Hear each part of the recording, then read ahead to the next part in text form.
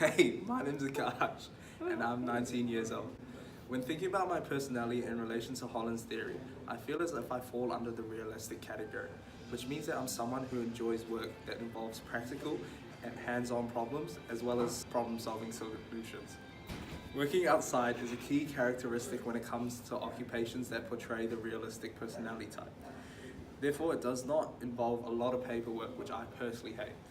Amongst my friends, I'm usually the one that's always wanting to play sports and be outside, whether it be going down to the court to shoot some hoops or just leaving the house to get outside.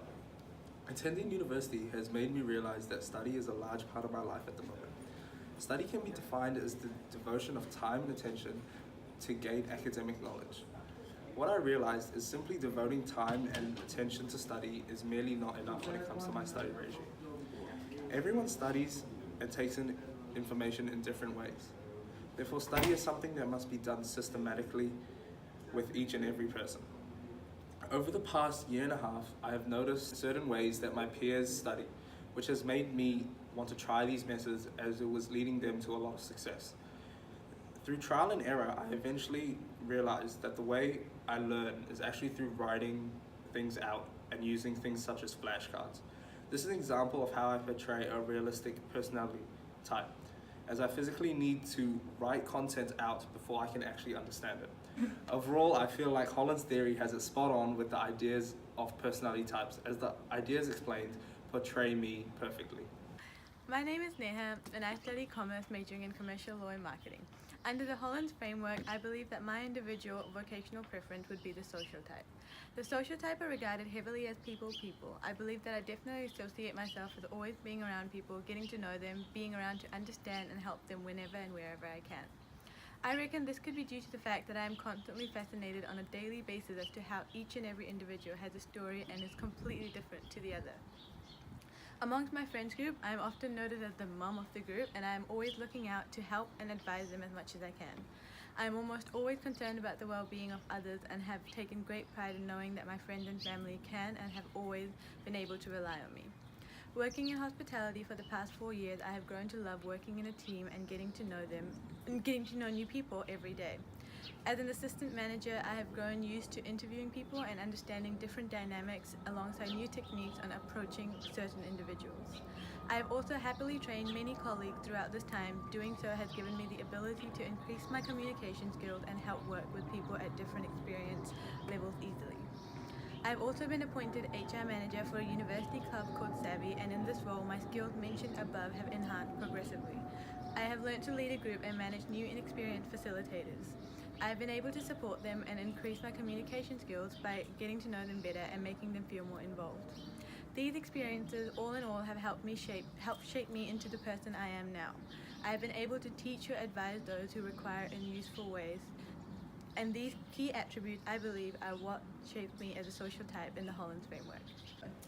Hey, I'm Connor, and I'm an economics and management major. And after some personal reflection, based on Holland's framework, I believe that the vocational preference I fit under is the investigative type. An investigative type is someone who likes to discover and research ideas and is very observant. This is something that I'd say I excel in and comes quite naturally to me. They are logical thinkers who suit analytical occupations and are typically proficient in communicating through the use of writing. This is certainly evident in my case, as I'm quite a shy and quiet person who would much rather text someone than to call them. Talking is definitely not my strong suit, and I will avoid talking to strangers at all costs if possible. Therefore, I believe I fit under this category as it correlates well with my economics major and with how I typically study for tests and exams. Thanks.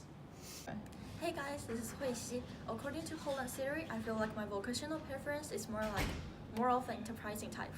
I enjoy meeting and working with people. That is why I joined NDCSA, which is the largest Chinese association in New Zealand.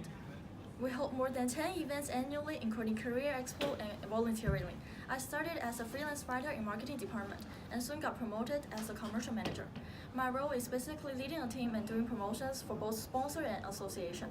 This means I need to understand the client's need and to be able to design a market plan that can influence and persuade others. This role improved my skill of selling, promoting, planning, and communicating, which fits under the enterprising category well. Marketing department is probably the one with the highest workload, but I enjoy being busy and consciously working in business. I believe working and leading a team has helped me to get familiar with a lot of different personalities, thinking, and new ways of doing things, and also influence the team to work more coherently, which will help me with my organization and management skill. Aside from the student association, I also work at the university as a social media assistant.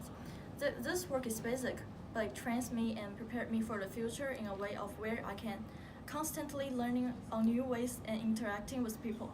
This is why I believe I emerge in well with the enterprising category of the Holland series. A potential problem with leaving university and transitioning into the workplace is adjusting to the typical workday. You may have thought that it was easy managing all your university classes, tests, and other activities while actually at university. Because of the time freedom you have, you literally can leave whenever you want and do your essays whenever you want. But once you transition into the workplace, it may be a struggle to efficiently manage your time. Most jobs require that employees be at work, take lunch, and leave work at specific times.